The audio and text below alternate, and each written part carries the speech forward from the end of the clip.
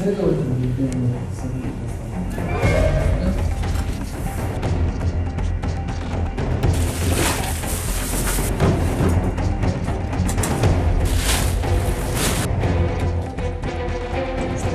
Область решается.